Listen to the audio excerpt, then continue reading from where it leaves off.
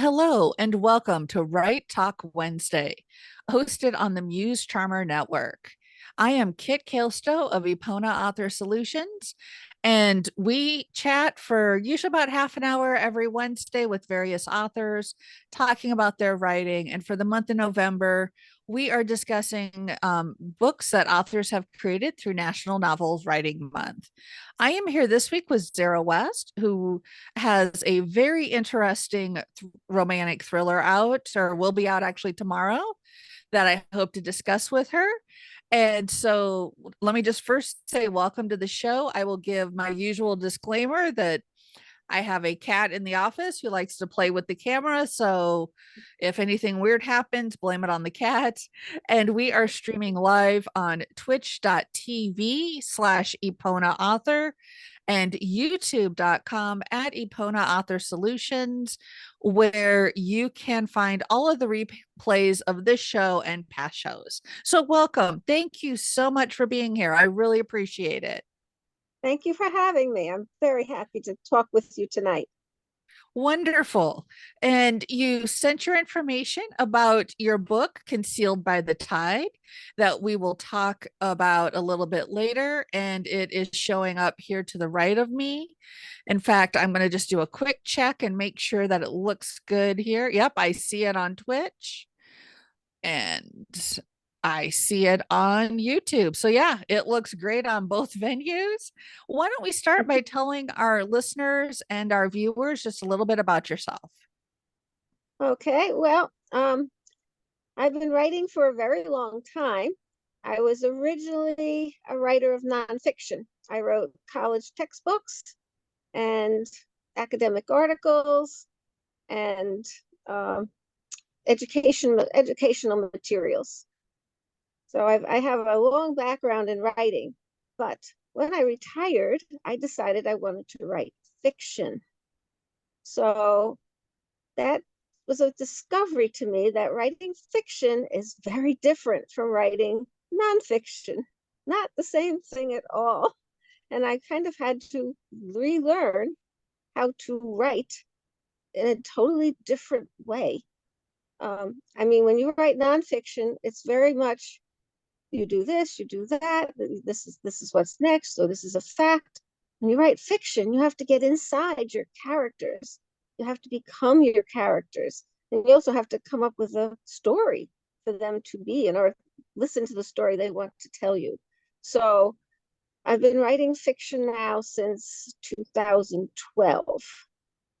So I guess that's what I'll start with. Now you can ask me what nano has to do with it. That is exactly where I was going. So, um, my first thought question is, um, how long have you been doing nano? Okay, well, what happened was I realized I didn't know anything about writing fiction, even though I thought I was a professional writer. I got paid for what I wrote. But I realized I needed to study. So I went and took workshops and courses. Because I learned I was a teacher. I know that the way to learn something is to get somebody else who knows it to tell you what to do. And I was doing that. I wrote my first novel, and I don't think it was, well, it was good in some ways, but not in others. It was very long. It was like 150,000 words to start with. So I started joining writers groups, and I heard about this thing called NaNo, National Writing Month, or whatever it's called. And the groups were having sessions. They would hold, sessions within the group. And so I thought, oh, I'll try this, because it was a way to meet people. It was lots of fun. So I joined a group with savvy authors. They had a very active group. I had been taking workshops there. And then I also grouped at the same time, I joined a local group that had a really gung-ho group of people who really were very encouraging. So this was my first experience. And as I said, I had something in my background because having written nonfiction, I had learned to write to deadlines. So it didn't scare me to have to write 50,000 words in a month because I had been given things like write a chapter in 2 days. So it wasn't as scary it might be to other people, but at the same time, I didn't really know what I was doing. Okay, because I didn't really know how to write fiction. So I joined those two groups, and that was in 2014. I actually went and looked it up. So my first Nano was 2014. That was a long time ago. And I wrote my 50,000 words. I wrote a romantic suspense. I kind of made it up out of, well, I had done some research. I had a sort of plot, sort of, and I started just writing. And I wrote it. I realized it was far from finished. It was 50,000 words. That's not a finished novel. I hadn't gotten to the end. So then I worked on it probably 6, 7 more months to finish it. And I went and I pitched it to Wild Rose Press. And Wild Rose Press said, yes, we'll take it. And I was like floored. I was like, really? So that was my first published novel. And it was called Beneath the Skin. And this is it. Okay, so that's what it looked like. It was set in New York City, and I was trying to feature unusual characters and people that aren't normally in fiction. So it's a story about street kids, graffiti kids who go around doing graffiti. Williamsburg, Brooklyn is famous for its graffiti. I was born in Williamsburg, Brooklyn, so I had a little extra motivation. And I had a grand time writing it. I had an anthropologist because my husband's an anthropologist. So I had an anthropologist in it. And I had a kidnapping because, you know, I didn't know that in romantic suspense somebody had to die. So nobody dies in the book. um, anyway, so I had a lot of fun. And so the next time Nano came around, I said, I'll do this again, right? It worked the first time. So I did. I wrote another one. So I wrote a series of 4. So I wrote one, let's see, I think I wrote it down here. So 2014 uh to 2023, I've done 7 nanos. So I've done 7, and I've written 7 books. Now they're not all published. The four for Wild Rose Press were published, and I just published this one, which was last year's Nano book, or I think it was 2020. Because actually thinking about it, yeah, I didn't do it the 2 years during the COVID years. I didn't do Nano. So this is the book I just published, and this was written during Nano as well. But I learned a lot. I wouldn't be writing all those books during Nano if I hadn't learned a lot the first time I did Nano. So I don't know if you want to continue talking about Nano. Oh, definitely. I Yeah, was just thinking you've checked all the boxes that I encourage people to do, start where you wrote in Williamsburg, Brooklyn, there where put in things that that you're sure you can do some research. You've got the anthropologist, that I'm sure you know very well. And yes, you've got the local group and the online group, and Savvy Authors is wonderful. I taught for them probably about 10 years ago. I It's been a while, but they are an excellent resource, an excellent group. And I loved when I lived in a bigger city, I loved the local write-ins. The energy is just amazing if you've never been to one. So, and it sounds like you had fun at yours. So no, I was I just did. thinking you checked all the good nano boxes. Yes. No, really. So I'm teaching as Savvy Authors now. I Oh, went great. from taking every one of their courses to now teaching there, which is like that's such a good feeling that I grew so much as a writer.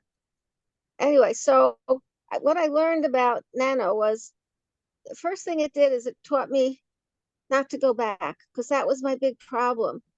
I would keep going back and fixing things. I wanted it to be perfect. And you can't do that in fiction. It's okay in nonfiction. You can kind of do that because it's at least I could do it in nonfiction, but you can't do that in fiction because you need that flow of the story and the emotion and the characters. And if you keep going back, you lose the emotional ties to the Mm-hmm. characters. The dialogue gets stilted. Everything just stops. So the first thing I learned is I put this little mantra in my head the whole time I'm doing it, and I keep saying, only forward, never back. And when I sit down to write, I only look at the last paragraph and take off from there. I don't even worry about anything. Just keep. I don't go back. I never go back and look until I'm all done. I'm always amazed because it's actually so much better than I thought it would be, because it has that emotional part in it that I don't know where it comes from. It's like you're in the story.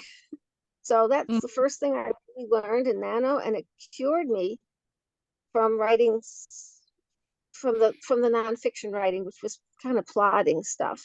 You put this in. I had used to have cards, and I'd have to put these, put them in order, and then I would write headings, and how, like a textbook. You know how textbooks read? They're not exactly exciting reading. So I wrote 3 textbooks. So it was.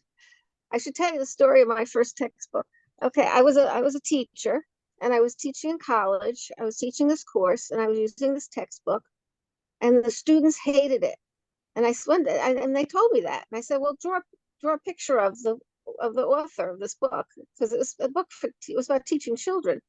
So they drew this horrible picture of this guy. And I thought, yeah, he does seem like a horrible man, and he should be writing this book. And then suddenly I get a phone call from the publisher of the textbook asking me, how do you like our textbook? And I said to him, I don't. And my students don't. They drew ugly pictures of the author. And he said, do you think you could write a better one? I thought, probably. So I did. I wrote a chapter. I had no idea how you did this. So I wrote this chapter. I took it to Kinko's. Do you remember Kinko's? Oh yeah. Yeah.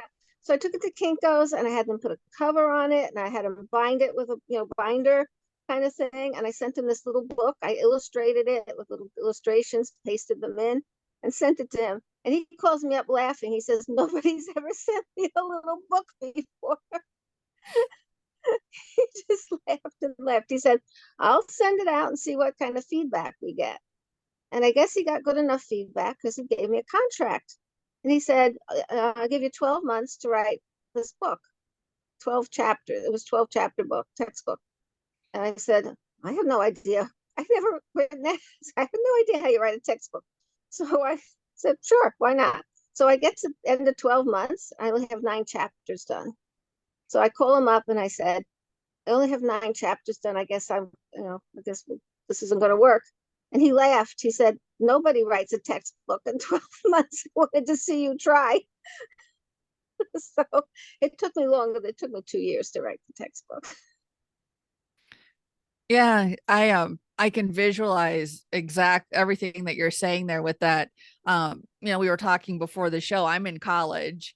And so Mm-hmm. yes, I have been reading a lot of textbooks, and some of them, one of the things I've really noticed is some of the authors have a really good grasp of being able to tell an engaging story, even though you're talking about very dry topics. And some of the textbooks, it's just like, here, do you have insomnia?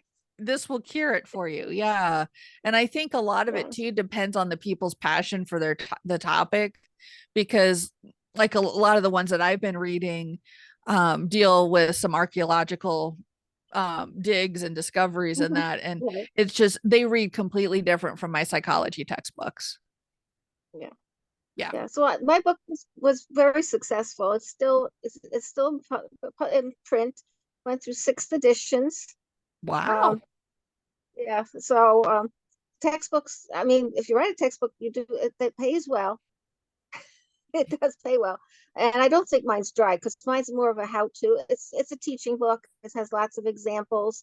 But the problem that you run into is they tell you have to have these headings. It has to have this question. It had to have multiple choice questions. I kept telling them, this isn't a book you need multiple choice questions for, but I had to write multiple choice questions for the book, that kind of thing. So in some ways it was very frustrating. And fiction is very freeing, because the far more openness, and that in some ways that's a problem too, because it's so open that you may not know what direction you want to go. Mm-hmm. So I do believe in outlining for fiction, but nothing major. I don't do a big heavy outline. I just kind of put the major plot points that I want to hit at certain points. And I actually, when I start writing for Nano, I go through, I put my chapter numbers in, I put where those plot points are supposed to come percentage wise, and then I just write. So there's a kind of guideline, but I can move around. And it's Well, nice. It's nice to have that. it is nice. And romance, I used to write romance. I don't write it much anymore. But when romance is nice because it has established beats. It doesn't matter. I used to write paranormal romance, and you write Mhm. thrillers. I wrote a couple romantic suspenses. I was very weak though on the mystery suspense part. That's something I want to work on. But with romance, there's established expectations. Readers are going into it, and there's that moment when your two leads meet, and that that tension, and then there's depending on which direction you're going into as far as how does the relation progress physically. But romance is nice because it has those beats, and then you can do that kind of outline and that percentage and where you want to get to, and kind of match up with those beats in your head. And I just found a lovely rhythm to that. Is that something that you found too? Yes, that's definitely something I found, but I didn't know that in the beginning. So my first series, they're not quite typical romances. I call them romantic thrillers because they don't really fit. As I said, I didn't have people dying. I mean, you're supposed to have. I mean, I did once I learned that you had to have a dead body somewhere in it. Um, I did that in the next books, but I didn't. I really didn't know. I didn't know the genre. I had read it, but I hadn't. It's what I'm a when I read a book, I get into the book. I just become part of the book. I don't think about the writing. So I hadn't analyzed how they were. So that was something that I found. I don't know if you know the book "Romancing the Beat" by Gwen Hayes. Mm-hmm. That's an excellent book if you're looking for, what's expected in a romance. I found that very helpful. Yeah, that came out well into my career, but even a seasoned author, I found that very, very interesting and very intriguing to think about as well. Yeah. So let's talk a little bit about your book, Concealed by the Tide. I, Okay. was looking at it and, reading through the blurb and everything as I was, of course, putting it on the website. And the first thing that jumped out at me was that these are unique characters with unique jobs, and it just immediately hooked me. Yeah, as I said, I try to write about people that aren't normally written about. And again, I did bring my own personal experience to it. The heroine is an activist, and she's going to try to stop the tidal turbines, which everybody tells me they have no idea what that is, but it's a propeller type thing they put on the bottom of the ocean that turns with the tide and produces electricity, actually a lot of electricity. And so she's going to stop this because she thinks it kills marine life. So she's very, very dedicated and to that. And she has a backstory that I think came out of my own experience because when I retired, one of the first things that happened is they wanted to put fracking in all around I live on a farm, and they wanted to put fracking all around my farm. And so I thought this would ruin our waters, which it's been shown to do. So I joined protests against fracking and spoke against fracking. And I made her background to be one where her family had fought against fracking as well. So I brought my experience to that. And then Nice. the hero is a marine biologist, but he's also a recently divorced man who has an autistic daughter that he's trying to figure out how to handle, how to take care of. And I worked with many, many children with autism, so I brought my experience to that as well. Good. Well, And it releases tomorrow, correct? Yes, tomorrow is the release day. I'm really excited about that. Um, I love my cover because it has that kind of wondering, but also a little bit of worry, you know, something going to happen. It has that feeling to it. Mm-hmm. Um, so I was happy with that. And there was something else I was going to say about it. Oh, well, never mind. And this was your So nano that's coming out book. tomorrow. Oh, I'm sorry. Go ahead. So that book will be part of a series. It's set in Nova Scotia. I have a cottage in Nova Scotia, and we've been going there for, well, my husband's going there almost his whole life, but I've been going there. Well, in 2012, we bought a cottage when I retired in Nova Scotia. So we've been going there. We have many friends, and there aren't many books set in Nova Scotia. So I thought this would be an interesting place that would also introduce people to a new environment. And the title, the tides in that area are the highest in the world. They go like 65 feet. It's Oh, wow. quite amazing. Yeah. So people can actually get caught by the tides. That's that kind of place, against cliffs and stuff. So I use that in the book, and each of the other books will also be set in the same. It's an imaginary kind of composite Nova Scotia town I called it Tide Harbor. It's a small town, so it has a small town vibe.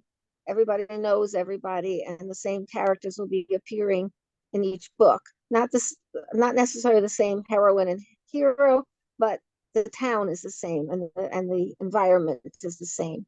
So the next book, which is will be coming out shortly after this, is a set with fish ponds. It's about a fish salmon farming. It's about raising salmon in the pens, and it's about the pollution that causes. Interesting. So, will all the books in the series have an ecological theme? Sort of. The third book, which is the second book, is almost done. I'm just editing it. The third book is based on a true story about a tractor trailer of lobsters that was stolen. And I didn't know this, but a tractor trailer of lobsters is worth $1 million. Wow. Yeah, I didn't know this. Is a true story that this truck was stolen. So I've imagined my character being the one who was supposed to be watching the trucks, and the truck is stolen out from under his nose, and everybody's making fun of him. They say he can't count, and so on. So he decides he's going to go off and find this missing truck. So Interesting. yeah, so he teams up with the journalist, and they have some very hairy adventures. And Interesting. and yeah, so that's the next one, and then the next one after that will be about raising sea cucumbers, which is, I don't know if you know this, but it's very popular in Asia. So they have all these sea cucumber farms in Nova Scotia, and they have their issues too. I imagine So so. Yeah. I I've only been to the ocean once, so other than what I see on documentaries, I don't know a lot about it, but it sure sounds interesting. yeah, well, books are a way to travel to places that you have never been or might never go. I mean, that all my life I've traveled in books, because I didn't go very much until I married my husband, and we were in the museum. He was a history major, and I said to him, if you're a history major, you'll spend your life in a library. Why don't you become an anthropologist, and maybe we'll go somewhere? And so he did. Great. Well, let's talk a little bit about this book's journey from nano to publication because Oh, you yes. you said you'd written it in 2020 and then of course COVID happened and upended everything. And so talk a little bit about your process because it sounds like there was a little bit of time there. Well, that's because I wrote several other books in between. I wrote a I wrote a series of how-to books because the nonfiction is easy. So I wrote a book called Fast Draft, which is based on what I learned on Nano. It's a really short, little tiny book, and it has all the little things I learned. For example, I have the always forward, never back, but I also learned that affirmations are really important. Every morning before I sit down, when I sit down to write, I always say to myself, I will take my time and I can do the words today. You know, I did it yesterday. I can do it again today. So that little bit of affirmation is really important for keeping you motivated. That's internal motivation. Then you can get all your groups of people and you can be motivated. One of my groups right now adds up everybody's word totals and they try to reach the highest total they can. So, so it's not individual, it's like a team. And that's good too. The other thing I have in here that I think is really important is I call it dream on it. And every night before I go to bed, I dream the next part of my story. I just think about it, imagine it in my head, and go to sleep on that. And somehow it stays there until I'm ready to write in the next day. And then I don't have to think about it. It just kind of comes out. So I call that dream on it. So anyway, so this is a little tiny book. I wrote this book. And then I wrote this book, which is how to revise it, which is a little bit thicker. And I just taught a course on this on Savvy Author, because what you come out of from Nano is a really rough, sloppy draft. Yes.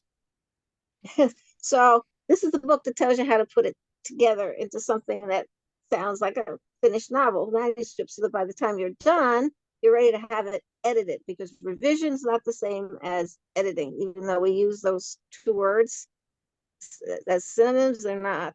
Revising is making sure those plot points are in the right spot, making sure that the transitions and the hooks and all those things are working together to make the story work. So those two, and then I wrote two more in the series, and these were published by Fuse Publish, because in nonfiction, it's totally different than fiction. In nonfiction, you write a proposal and you send it to an editor, and they then tell you, yes, well, I'll publish those books. So I hadn't even written the book, and I had a contract to write them because I had that nonfiction background, so it probably helped. Anyway, so there's two more. There's one on doing research, which is also all about plagiarism, how not to get sued. Not how, don't put Disney in your book, for example, Oh. because Disney doesn't want that. We had a poor farmer here who had a Snoopy painted on the roof of his barn. It was there forever. And Disney actually came to this little farm, this little farmer, and made him paint it over because he had this Snoopy or whatever it was, some Disney character. Anyway, and then the last one is called Paralanguage. It's the one you would use last. It's all about how to make your prose really pop. So that's what I was doing in between writing this book. So what was the process on this? Well, first you have to finish the rest of the book, because 50,000 words is not really a novel. It should be 75, somewhere in there, 70, 75 for a standard romance anyway. I know fantasy and paranormal can be longer. So you finish writing it, and then you have to do the revision, and then you have to, I have it professionally edited, but even that's not perfect. So I also run it through Pro Writing Aid. Are you familiar with them? Yeah, I am not a fan. I find that unless you know, which I'm sure you do, but unless you know the grammar rules to start with, Pro Writing Aid or Grammarly or even Microsoft Words Editor, they take everything in isolation. So they take each word in isolation or each sentence in isolation. And so I have actually, if I didn't know the grammar rules, I've actually had the Pro Writing Aid want to introduce errors. Oh, I was going to say that. Yeah. I use it as a back. I actually do it after the professional editor, just because even professional editors can miss a period, or they can miss Yeah. a quotation mark. I've had that happen. Or run on words, because what happens is when you do it with an editor, they send you track changes and it comes back, and sometimes you lose a space, Mm-hmm. and it finds that. So that's why I do it after the professional editor. So that's kind of, so then I know the professional editors already checked those other things that you were talking about. So that's a little hint that I do. So, but ProWrite, I was going to say, I haven't tried it yet, but they have a new one out that's supposed to be all AI help. I don't have any idea how that works. I'm not really into the AI stuff. The suggestions usually are pretty bad, the ones I've tried. Um, they've been giving out free trials of things. Definitely. Well, we're coming to the end of the show. I just want to remind our listeners and viewers that they can head out to our website, musecharmer.com, and sign up for our newsletter, be alerted to new shows. Also, they can watch all the replays on YouTube at youtube.com/ at Epona Author Solutions. Sorry, I'm trying to keep the cat away from the, the camera here. But before we go, I just want to give you an opportunity to let our listeners and viewers know where they can find out more about you and your work. And of course, all those links are also in our show notes. Okay, well, mainly, I have a very active website. It's called ZaraWestRomance.com. Very easy. And I do author interviews. I do one author interview every month. And I do book reviews, not as much as I should. But I write book reviews on Goodreads and Amazon, but I don't always transfer them to my website. But I do try to do book reviews. And um, it hooks up to my Zara West journal, which is the writing craft site. So if you want more about very but I do very simple, short little directions on things that I like a lot of charts and tables that you can fill in to help you think of things, and you'll find them there. So but the link is there. It's Zara's journal is what it's called.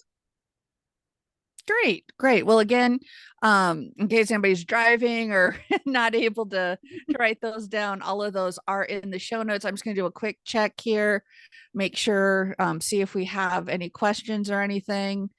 I am not seeing any out there. So I do want to really thank you for taking time to talk to us about your books and your writing and your experience.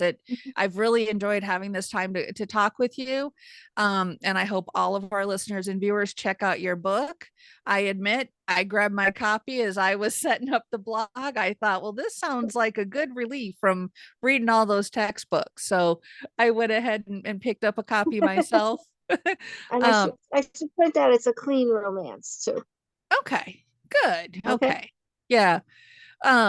Nothing against the steamier stuff, but No, if not if against it either. My other books are steamier, but I don't know. I just this one just felt softer. sometimes the characters dictate that for you, I think. Yes. Yes. Yep.